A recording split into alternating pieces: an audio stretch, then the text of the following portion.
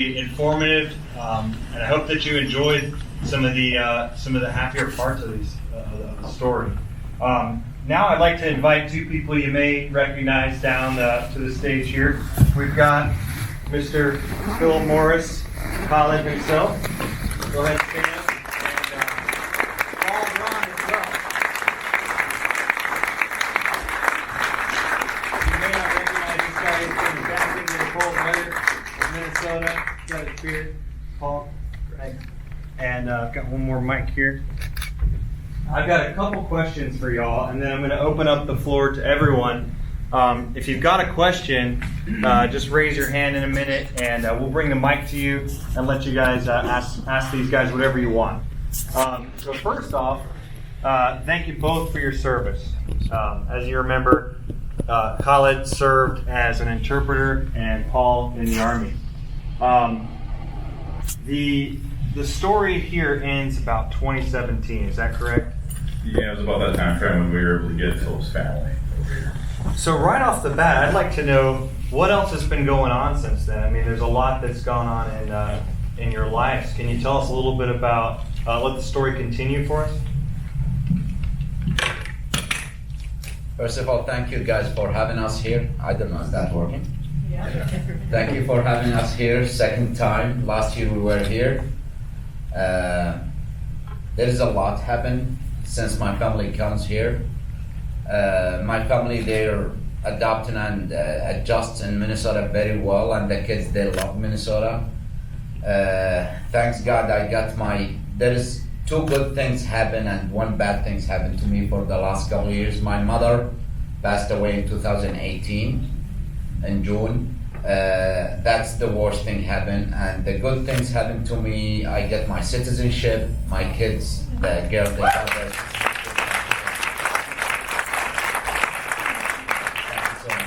And I bought my own house, and I get invitation from White House to meet up with the President Donald Trump. Wow. So really living the American dream. I mean, home ownership, that's huge. So tell us a little bit about getting invited to meet the president. He's the one who... After Phil got his house and he got his citizenship, which also covered his children, it was a big thing in the local media, and there was a Trump rally that was coming to town. We received a phone call from the White House saying we would like Philip, or the president wants to meet Philip, and also he would like to have him do the Pledge of Allegiance to the entire crowd. So we got to get VIP access, got invited to go backstage. There's incredible photos of Philip and our president being able to spend some time together backstage. But one of the reporters asked Philip afterwards, what was the most important thing for you when you were doing the Pledge of Allegiance? And I think his answer was just absolutely beautiful. So they honored me to lead the audience with the Pledge of Allegiance, and after, like next morning, one of the reporters asked me, what's the best part? I told him, one nation under God. This is my best part of the Pledge of Allegiance, because this word represents everyone in the United States. We are technically from different races, different background, and in the end of the day, we are one nation under God. Wow. Yeah.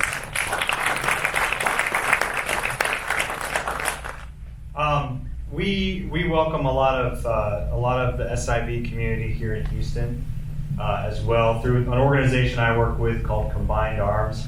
It's a veteran organization, but here in Houston and the greater Houston area, we think that we need to treat our interpreters like veterans too. I was wondering, in your experience, what are some things that we as a community can do to better welcome SIVs? And also, I was wondering if you could tell us an example, and I was very sorry to hear about your mother, but you told me a great story about the community coming together and supporting you after that. And would you tell us a little bit about that?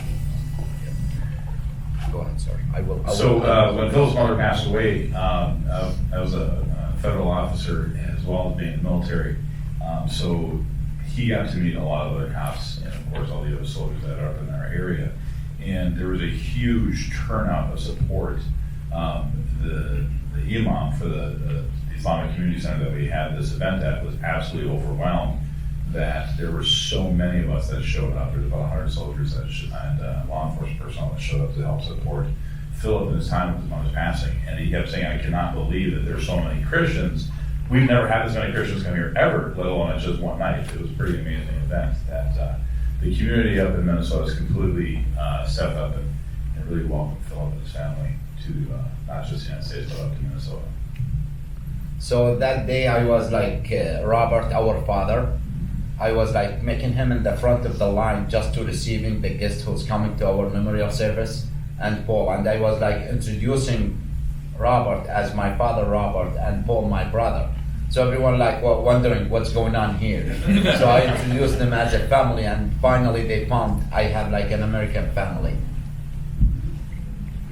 Great. Now I'd love to open the floor. If anyone had a question, just raise your hand. That's okay. I've got a couple more. Keep thinking. So, so there's a negative side too. Coming here from a very different place to a community that was unfamiliar with Islam or with people from Iraq, you had some trouble there when you were trying to rent a house, right? Yeah, like I want to ask how many people the first time seeing this? Please raise your hand. Awesome. That's a good. Let me give you some update. You remember the story in the film when I was talking about the lady who refused to rent me a house because I'm a Muslim? And a few of you like noticed there is a minivan, blue minivan. I was, loading my stuff in. So the lady who refused, or the man who refused to rent me his house, he ended up by some other way. Someone hired me to take care of 95 years old veterans, his grandfather. And after a while, he found that I'm the one who want to rent the house. So somehow we end up, the old guy, he gave me his car as a gift and apologized because his grandson, he was so mean with me. So that just to update how, good things turn around. Thanks for the update. Yes, ma'am. I would like to know, Philip, where did you learn English and where did you learn to speak so well? It's awesome because his children came here not speaking any English, and now they laugh at him and say, how could you be an interpreter? Your English is horrible. I learned English with a couple security guards from Africa in the first company I work with. They practiced my English until I get qualified to work with the army. And if you remember my girls who was like having a difficulty to pronounce K at the alphabet, now she's making fun and try to correct my could've, should've, all these things. Yes, sir. Go ahead, sir. Hey, Paul, Phil, it's so great to see you guys, and Philip, congratulations on everything that's happened and having your family back here. And I was just kind of curious, how is your family and how are the kids adjusting and your wife and how's things going for them? Thank you so much. My family adjusting very well. The kids they loved it. And I always said that I have like this privilege.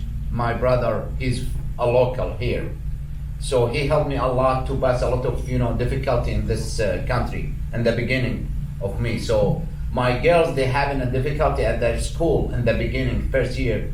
So Barb, my sister-in-law, like at Paul, I asked him many times to go to the school and help my kids. So since he went to the school, no one messed with my kids. Everyone like, okay, she's a Muslim with the hijab, but her uncle, he's American, so no one messed with her. So I think this question is probably what a lot of people are thinking right now is, what can we do to help?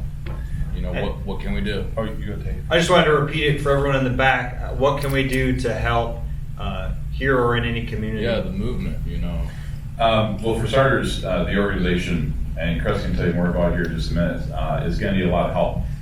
In December, 5,000 more SIV visas were approved. So we have, thousands of more interpreters are able to come to the United States, which is amazing. because sorry, Chris, Go ahead. because I keep tracking this issue. It's like my life matter, right? So every time we show the movie and some people talk about it and audience ask about it, I'm in touch with many people involved in this. Every time in the next couple months after that's happened, you will see like kind of speed up. So you guys talking and helping, supporting, that's helped a lot.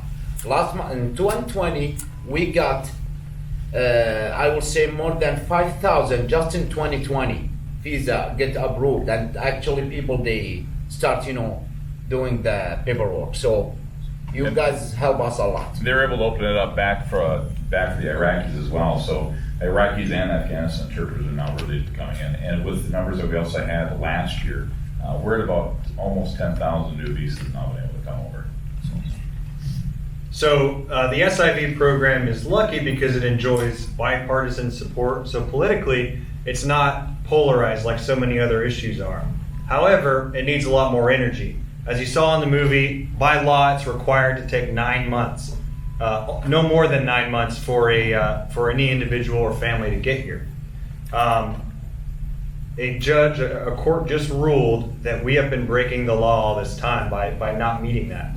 And so hopefully, I mean, this is a development that only came about like 2 weeks ago. Hopefully we can see improvements there on the political side. But what I do and what we do with Combined Arms here in Houston, we're a veteran organization. We have a whole network of organizations under our umbrella here in the greater Houston area, and we've started opening the doors and really paying attention to our interpreters as well. So a few things we're doing here is we are going to the airports, just like you saw in the movie, and providing a warm welcome. You saw how stressful it is, the whole process, all the tension that builds up as to whether or not you're going to make it, whether or not you're actually going to get admitted into the U.S. And we've had people get detained at the airport. We've had things like that happen. So when they actually walk through the doors, we want them to see a bunch of American faces saying, "Welcome home. You really made it. You're here. We're going to take care of you. Stop worrying. You made it." So that's one thing we do. Another is we just help them access many of the resources that are available to veterans that they may not think is possible. So that's what we're doing here in Houston, in your own communities, wherever everyone came from. Find your veteran organizations. So SIVs, although they're not technically refugees, they get a lot of their help from refugee agencies. They may not know to reach out and find friends within the veteran community. So help bridge that gap. And in general, I think anything you can do as far as being a welcoming family like the Braun family was, they really set the example. We can all do that. We just need to learn a little bit more about who our neighbors are. Yeah, there's also a push right now so that we can actually get medical benefits and everything else through the VA system for these interpreters as they come over. So that's another downfall that they would have, but just help them support some more. So if you can, call your congresspeople, call your senators, let them know how important this is. Because we, as the United States, we go to battles all across the world. And since we don't speak all the different languages that are there, we can't accomplish our mission, which when you think about it, everything we ever do is just to placate and actually help bring peace to other nations. We do not go to war to claim land. We don't do that. But when we are in these situations, if it wasn't for Philip, I'd be dead. So would a bunch of my soldiers. So we need interpreters to help us with that communication, because communication is absolutely key. And if we don't have that, we're going to have these issues. And as we let down the Vietnamese, we let down the Iraqis and the Afghani interpreters, it's so unfortunate that we've set that example. So who is going to help us in the future? And that's what we need to really turn around. So please call your congressmen, call your senators, let them know how important it really is that we keep our interpreters in our hearts and minds. Yes, sir. Philip, what is it that caused you to make the decision to become an interpreter? Thank you, sir. I saw how much they try to help us, and there is I have a list of many projects the Army brought to my city, and imagine without any communication with the locals, how come they can't get this done? They build hospital, they build roads, they build schools. They send tons of people who get injury to get treated like overseas. So the army actual help us. So this is the best way, to help my people in the beginning and, help the army. So Philip and Paul, will y'all be around to answer other questions in person? Yeah, absolutely. We'll be out here all day long and into the evening until when we start showing up. We'll let you go see as well. But we'll be here tomorrow. There's another screening. If you enjoyed the film today, thank you so much. There's another screening tomorrow At 1. at 1 o'clock. We hope that you guys can bring your friends to make more awareness of it. So again, thank you so much for being here today. Thanks, y'all. Thank you for your service. And I just want to make sure we highlight a couple people in the crowd. Rose, if you can stand up, and all the veterans and SIVs. If you're an interpreter or SIV, stand up and wave to the audience. Thank y'all for your service. Guys, thank you for being here, and